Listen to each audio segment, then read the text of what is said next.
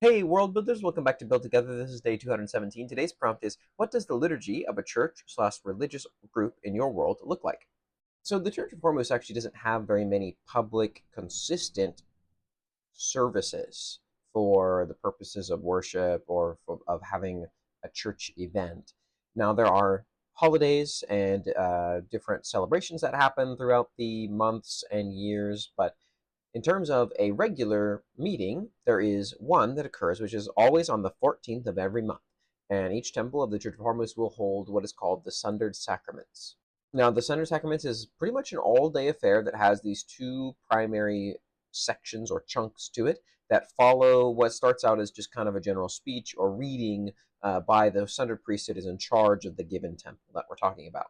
The first part after this is the proclamation of sacrifice, and this is just an open forum effectively for people to come forward and talk about, hey, like this is what I did to be the living this life of sacrifice, or this is what I saw other people doing to live a life of sacrifice, and kind of a moment for people to share the stuff that they had seen in the community with each other. Or there's also some space here for someone to come forward and say, hey, I felt like I had been living selfishly in the community. I'm sorry that I have not been more sacrificial. I will try to be in the future.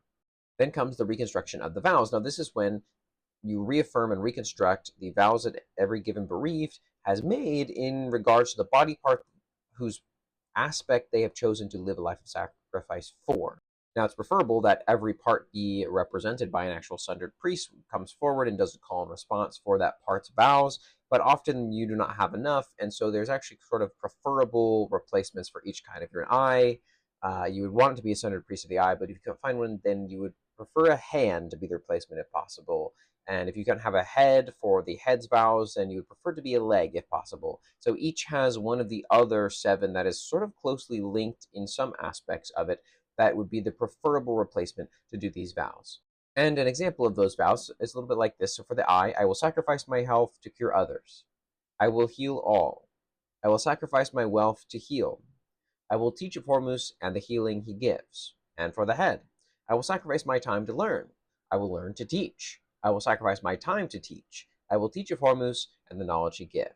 All the vows are formatted this way, and they're discussing the elements of the sacrifice that are attributed to that body part based on the aspects that have been given to it by the Church of Hormuz, based on the seven body parts that Hormuz was sundered into. And then things are wrapped up by the remaining available sundered priests standing around and being just generally available to attend to anyone who requests any kind of need, whether that's physical or spiritual, any new bereaved potentially coming into the fold, etc., etc. What does the liturgy of a church/religious group look like in your world? Thanks for building together.